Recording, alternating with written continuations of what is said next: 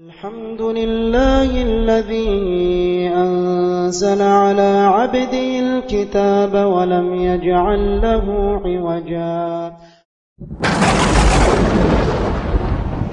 Assalamualaikum warahmatullahi wabarakatuh. Alhamdulillahi rabbil alamin. Wassalatu wassalamu ala asyrafil anbiya'i wal mursalin wa ala alihi wa sahbihi ajma'in, amma ba'du. Apa kabar semuanya? Semoga kita selalu dalam keadaan sehat walafiat dan senantiasa berada dalam lindungan Allah Subhanahu wa taala. Sehingga kita terus bisa menjalankan semua aktivitas kita sehari-hari dengan penuh tanggung jawab. Baiklah, pada video pembelajaran kali ini kita akan membahas tentang iman kepada malaikat Allah.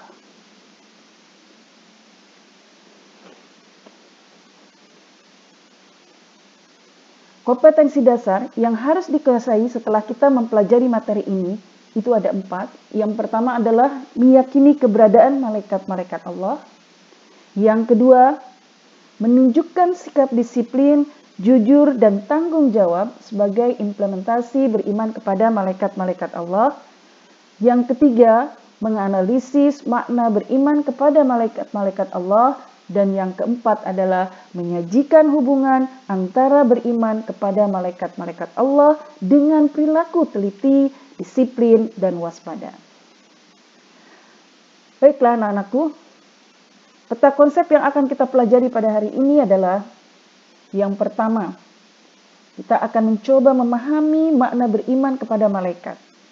Yang kedua, kita akan mengenal nama-nama malaikat berikut tugas-tugasnya. Dan yang ketiga adalah perilaku yang mencerminkan iman kepada malaikat. Seringkali dalam benak kita muncul pertanyaan-pertanyaan yang mengganggu pikiran. Misalkan, mengapa kita harus beriman kepada malaikat? Atau, mengapa malaikat yang wajib diketahui hanya ada 10? Padahal jumlah manusia di muka bumi ini begitu banyak. Apakah dengan 10 malaikat ini mampu menangani masalah-masalah yang ada di muka bumi ini? Atau, apa yang harus dilakukan oleh seorang yang beriman kepada malaikat? Pertanyaan-pertanyaan ini tentu saja memerlukan jawaban-jawaban. Beriman kepada malaikat itu hukumnya adalah wajib. Keimanan seseorang akan gugur jika tidak beriman kepada malaikat. Misal, kita percaya kepada Allah, tapi kita tidak percaya kepada malaikat, atau tidak percaya kepada nabi, atau kita tidak percaya kepada kitab-kitab dan yang lainnya, maka secara otomatis keimanan kita akan sia-sia. Oleh karena itu, jika kita percaya kepada Allah, maka kita wajib percaya kepada rukun iman yang 6 tadi.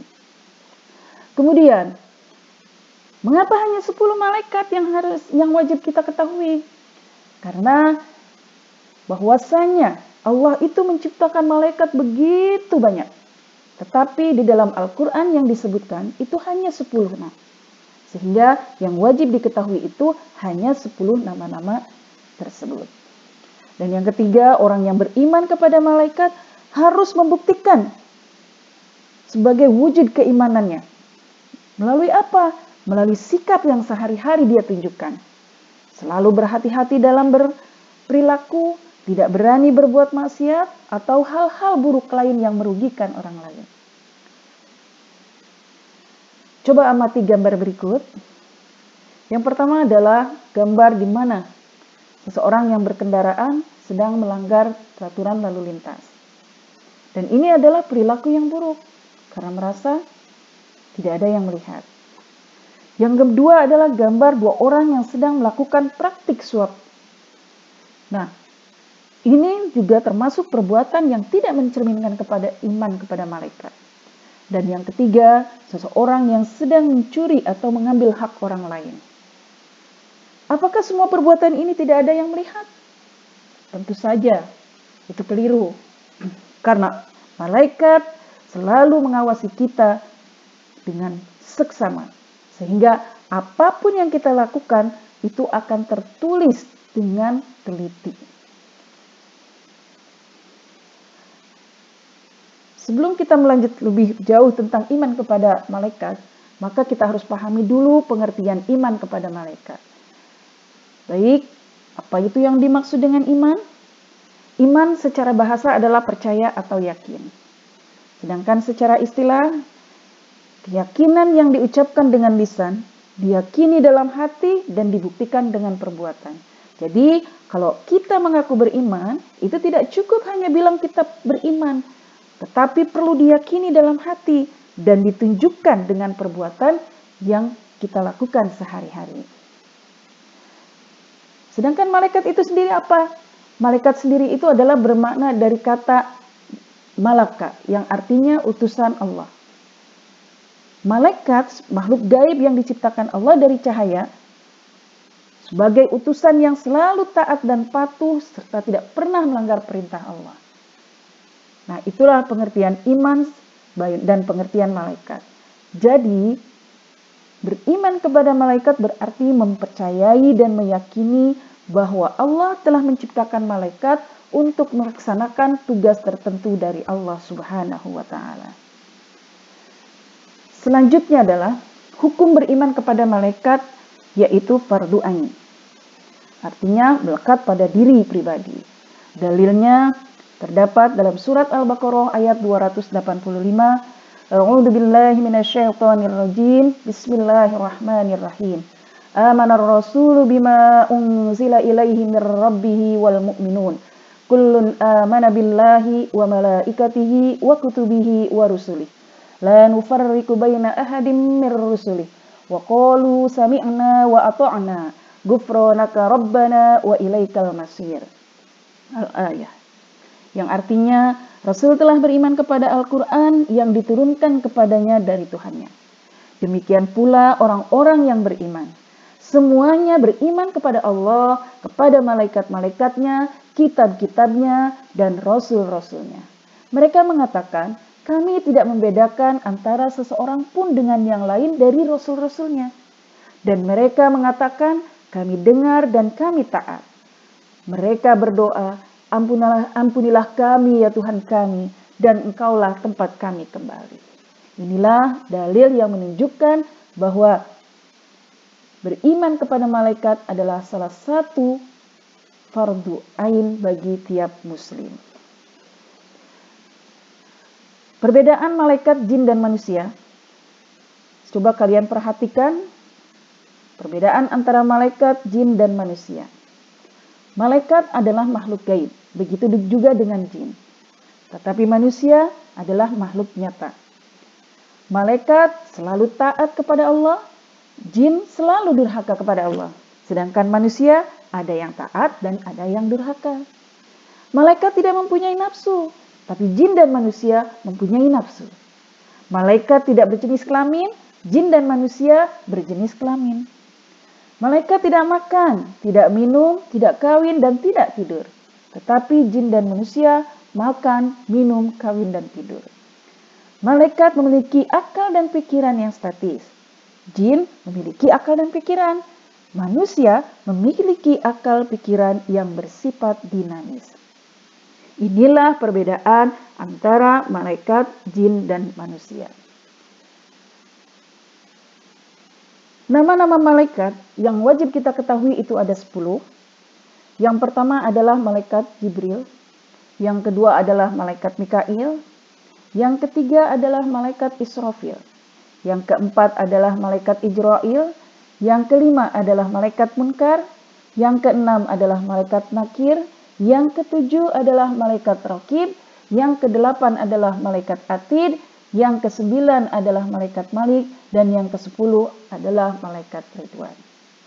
Baiklah, kita akan melihat satu persatu mengenali apa sih tugas malaikat Jibril dan yang lainnya. Yang pertama adalah malaikat Jibril. Malaikat Jibril ini dikenal sebagai penghulu para malaikat. Malaikat Jibril satu dari 3 yang disebut namanya dalam Al-Quran. Nama malaikat Jibril ini disebut 2 kali dalam Quran surat Al-Baqarah ayat 97-98 dan Quran surat At-Tahrim ayat 4. Malaikat Jibril juga memiliki beberapa nama lain yaitu Ar-Ruhul Amin dan Ar-Ruhul Kudus. Malaikat Jibril pula yang menyampaikan berita kelahiran Nabi Isa alaihissalam kepada ibunya Maryam dan menyampaikan Al-Quran kepada Nabi Muhammad sallallahu alaihi wasallam. Dalam salah satu kisah perjalanan Isra dan Mi'raj, Malaikat Jibril mendampingi Rasulullah hingga ke Sidratul Muntaha.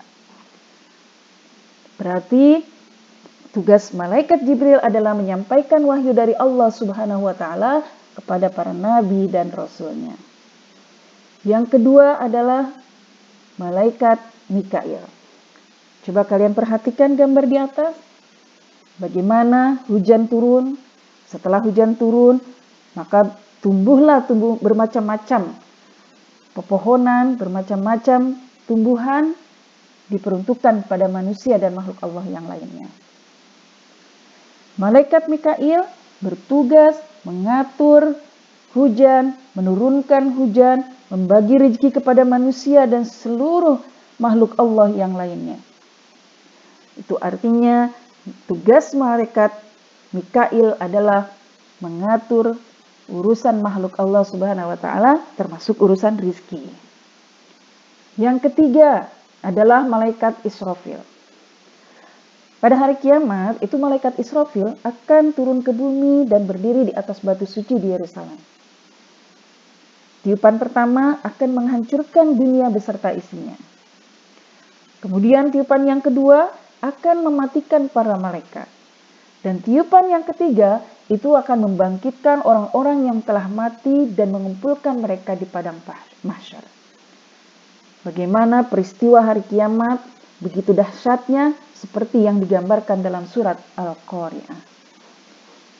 Kemudian yang selanjutnya adalah malaikat Israel. Malaikat Israel ini bertugas mencabut nyawa semua makhluk, termasuk dirinya sendiri. Malaikat Israel juga dikenal dengan sebutan malaikat maut. 4 malaikat utama selain malaikat Jibril, Mikail, Israfil.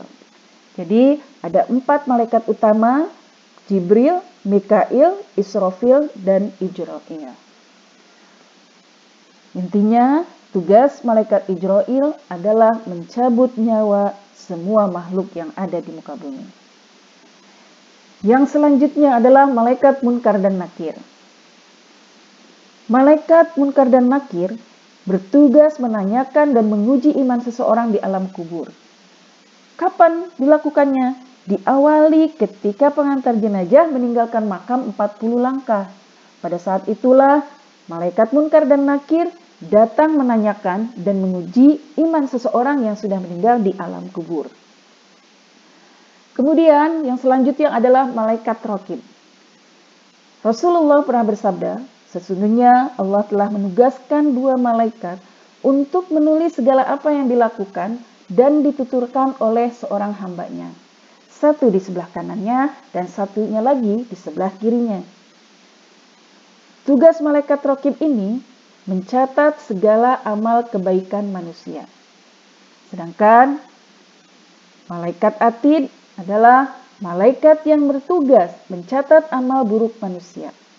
Malaikat Raqib dan Atid mencatat dengan penuh ketelitian sehingga tidak ada satupun amal kebaikan maupun keburukan yang dilakukan oleh manusia luput dari catatan keduanya. Jadi tugasnya adalah mencatat amal keburukan manusia.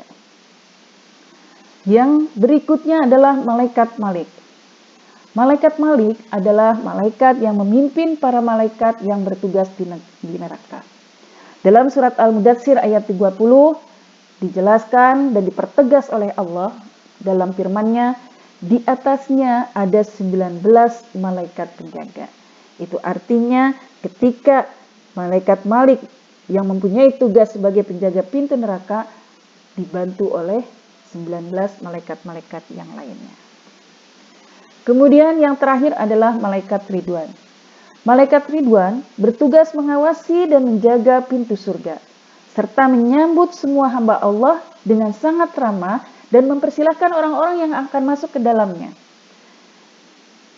Jadi itulah tugas para malaikat. Lalu perilaku apa yang mencerminkan iman kepada malaikat Allah. Yang pertama adalah berkata dan berbuat jujur karena menyadari ada malaikat yang selalu mengawasinya. Jadi kita harus belajar untuk berkata dan berbuat jujur. Karena setiap apa yang kita lakukan tentu saja akan dicatat oleh dua malaikat yang selalu mengawasi kita. Yang kedua adalah patuh dan taat terhadap hukum-hukum Allah dan peraturan yang dibuat oleh pemerintah. Maka sebagai hamba Allah, kita harus taati semua hukum-hukum yang telah ditentukan oleh Allah, begitu juga dengan peraturan yang sudah ditetapkan oleh ulil amri atau pemerintah. Jadi jangan mencoba-coba untuk melanggar aturan-aturan yang sudah dibuat, karena segala sesuatu yang diputuskan itu akan selalu diawasi oleh para malaikat. Yang ketiga adalah melaksanakan tugas yang diemban dengan penuh tanggung jawab dan keikhlasan. Artinya, jika kita diberikan tugas, maka kita harus menjalankannya dengan penuh keikhlasan dan penuh tanggung jawab. Dan yang keempat, memiliki rasa empati terhadap orang lain yang membutuhkan bantuan. Jadi, sebagai makhluk sosial, tentu saja kita tidak bisa hidup sendirian. Kita perlu orang lain, dan ketika orang lain merasa membutuhkan bantuan kita, maka tugas kita adalah membantunya. Demikian pembahasan kita tentang iman kepada malaikat Allah. Terima kasih sudah menyaksikan video ini sampai selesai. Jangan lupa like, comment, and subscribe. Mohon maaf jika ada kata-kata yang tidak berkenan. Sampai ketemu lagi pada video pembelajaran selanjutnya. Kurang dan lebihnya mohon maaf. Assalamualaikum warahmatullahi wabarakatuh.